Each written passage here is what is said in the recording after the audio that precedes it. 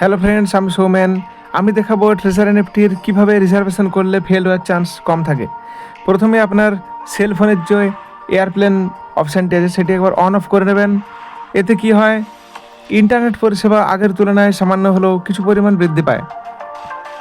তারপর আপনার ফোনের যে অ্যাপসগুলি আছে সেটি স্ক্রল করে সরিয়ে নেবেন এবং আপনার যে ট্রেজার এনএফটি অ্যাপটি আছে সেটি একবার ওপেন করে নেবেন। চলুন আমি দেখাচ্ছি আমার ট্রেজার এনএফটি অ্যাপসটি ওপেন করে। অ্যাপসটি ওপেন হয়ে যাওয়ার পর যদি সার্ভার ভালো থাকে তাহলে মাই অপশান বা অ্যাসেট অপশান ক্লিক করার সাথে সাথেই আপনার যে ওয়ালেট ব্যালেন্স আছে সেটি শো হবে। যদি সার্ভার ভালো না থাকে তাহলে ক্লিক করার সাথে সাথেই ওয়ালেট ব্যালেন্স শো হবে না, কয়েক সেকেন্ড দেরি হয়।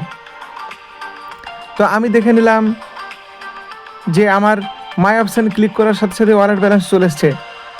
যাই হোক, এরপর আমি চলে যাব অ্যাসেট অপশানে।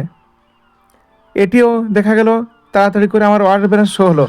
এরপর চলে যাব স্টেক অপশানে। স্টেক অপশান ক্লিক করার পর যে কার্টুনগুলি রিজার্ভেশন করি সেই কার্টুনগুলি আমরা পরপর দেখে নেব শো হচ্ছে কি না। পলিগন এনএফটি এবং তারপর চলে যাব আর্ট এবং তারপর চলে যাব কালেক্টিবলস। এখানে সব কার্টুনগুলি পরপর দেখতে পেলাম। এরপর ফ্রি জোন চলে যাব। ফ্রি জোন যাওয়ার পরে দেখতে পেলাম এখানে সব কার্টুনগুলি আছে।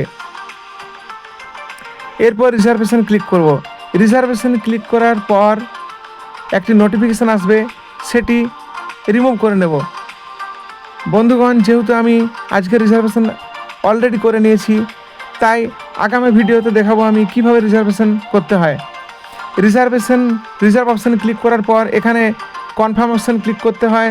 তারপর কালেক্টেডের মধ্যে যে কার্টুনটি থাকে সেটি সেল করতে হয়। সেল করা হয়ে গেলে কনফার্ম হবে এবং দেখে নেবেন ওয়ালেট ব্যালেন্স কতটা বাড়লো। ধন্যবাদ।